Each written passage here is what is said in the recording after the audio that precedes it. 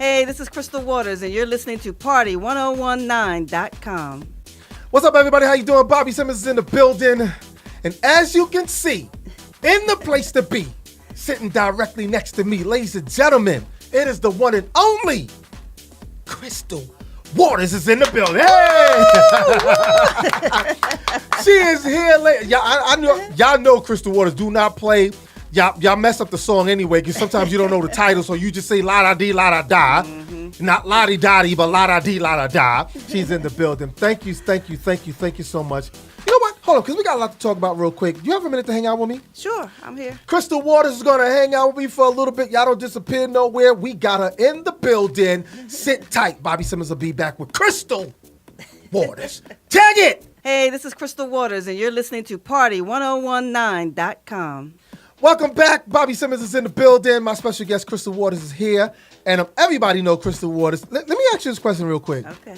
How many times do people, when they come up to you about your song, they get the title wrong?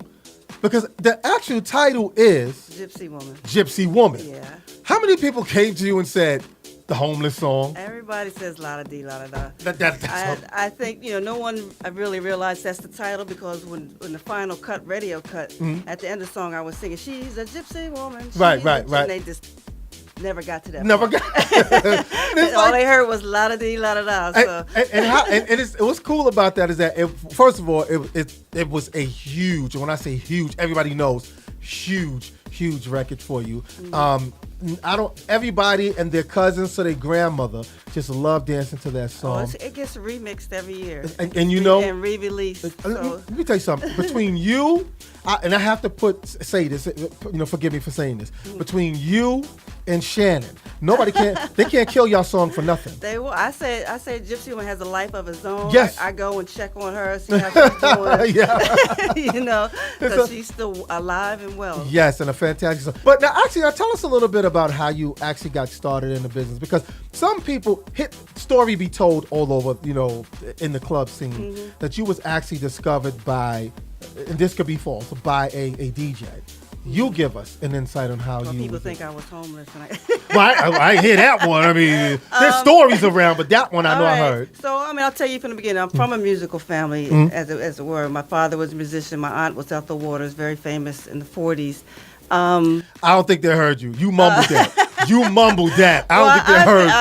Ethel Waters, you better say it right. Ethel Waters is my great aunt, who was very famous, first black woman to do a lot of things, international hit. I think she was the second one to get an Oscar nomination. Yes, stuff like that. Yes. Y'all better know it. My father was a jazz musician who played music all the time. I would go on tour with him in the summer, so I lived on the road with him in the summer. It was a lot of fun. Yeah, my uncle was the lead saxophonist in MSFB, Sound of Philadelphia. You got to be kidding me! Touch Me in the Morning, that saxophone. Oh my God! Who you talking to? Zachary is my uncle Zach. Wow. So, yeah, and Gamble and Huff were good friends with my mom, so they were always, growing up, was always music around. Rehearsals in the living room. My brother was in the band. But what was it like, give us an insight of growing up, being around Gamble. For people who don't know, Gamble and Huff are the most successful black R&B and pop songwriters coming out of Philadelphia. Sounds of Philadelphia, for those who don't know. Many hits from How Melvin and the Blue Notes, Patti LaBelle, If Teddy Only You Knew, Patti LaBelle, Teddy Pendergrass. The hits go on. You tell us, since you're here, what was it like growing up in that environment? As a child, all I do, I was very shy, and I would just watch. I would just watch everything and watch. I get to go to a lot of shows. I was probably the worst fan in the audience. I would just stand there and stare. And I always remember how picky they were, listening to music. And it was always, redoing, make sure it's right. So it was, I love the traveling part. I've been on the road since I was about 8. Well, it sounds about true. If you was traveling with your father, dad, I used to love to pack and get on the airplane, and so as a child, it was. I think I was exposed to a lot. I learned a lot from my father about speaking to people. He would always tell me, like, a lot of places we went, we were only black people there.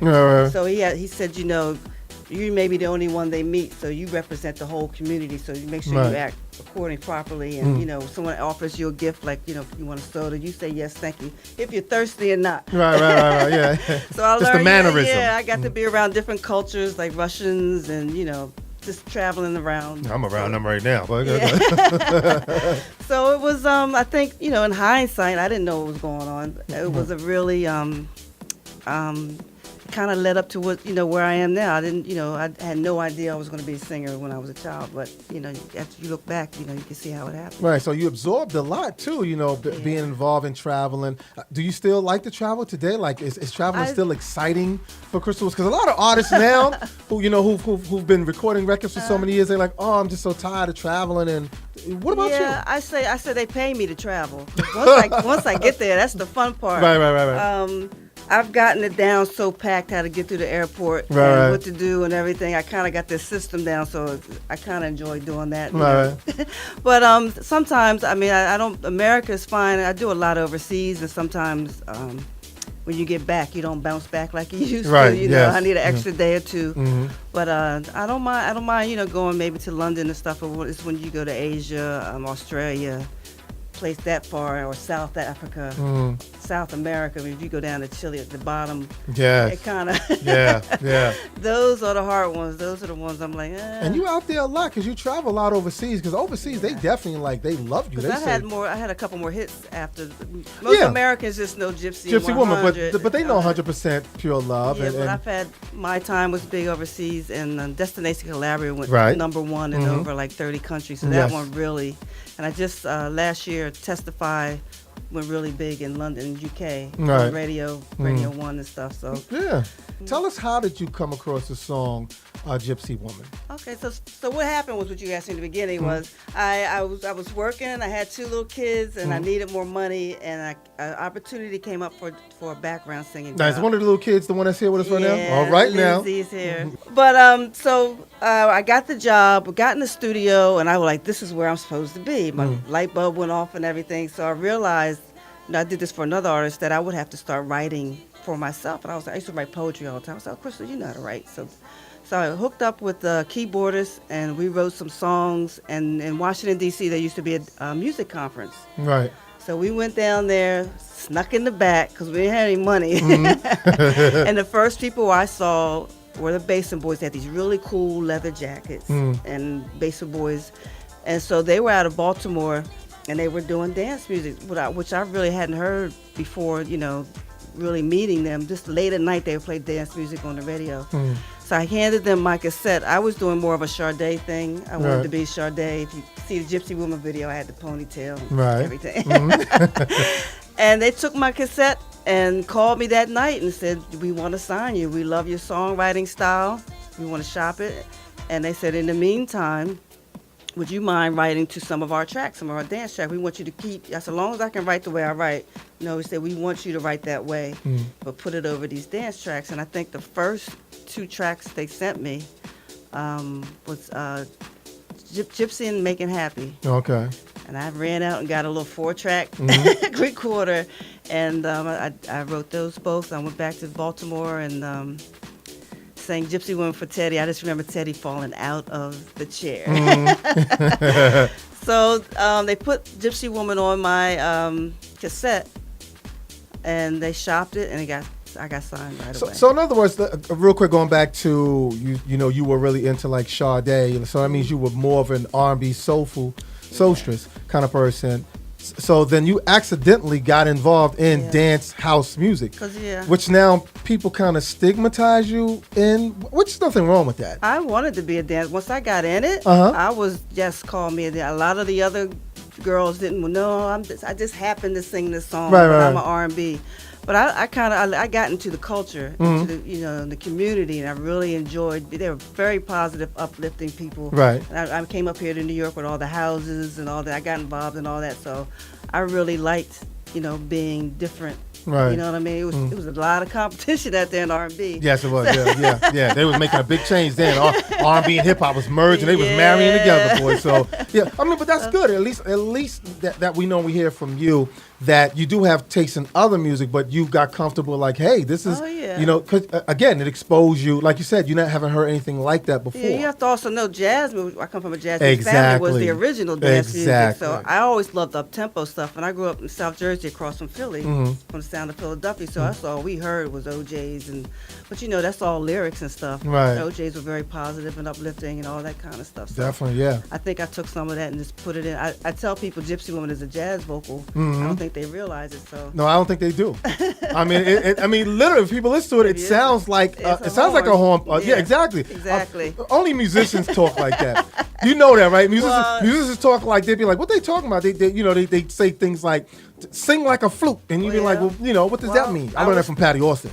I was taught that the vocalist was supposed to imitate a saxophone or a horn as a jazz vocalist. So that's what especially scatting. That's what that's what's happening. Exactly. So yeah. Okay. Crystals ain't no. She ain't no joke. I know a little bit. You know a little bit. You know a lot. She ain't no joke, y'all. Y'all don't be playing with. You can la-da-dee all if you want to. She knows it. But all right. So now let's get out of Gypsy Woman. Okay. And everybody, she had plenty of hits from 100, and like she explained to you, hits that she had in Europe and stuff like. Hello to everybody in Europe because they watch this too and listen to us too. Yeah. What's going on with Crystal Waters now? For those who don't know, because there are a lot of people who's like, hey, whatever happened to the woman? Though some see you still performing. I tell them, when's the last time you've been in a club? Exactly. Oh, I haven't been. I said, well, I'm still there. There you go. So explain it to these people, but explain to them what Crystal Waters has been up to. New music and still traveling, right? February, I just had my 13th #1 Billboard dance chart hit with the song called I Am House, which is a song I wrote for the house community. I still tour all the time. I just signed a label deal with Milk and Two Sugar out of UK. It was a very respected dance label. Yeah, them European companies, they like, we want it.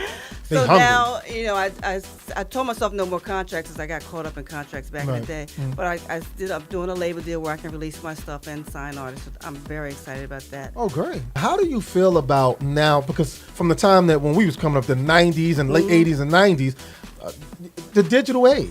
I mean, how do you feel? Are you rotating with it? Because it moves quicker than vinyl and cassettes. I told somebody I started off with cassette, then you had the MP3, then you had the, oh my God, you went through some of the, now I don't take CDs anymore, it's the USB. It's been, I try to keep up I love classes, like online classes, so I take anytime something new happens, I'm up on it.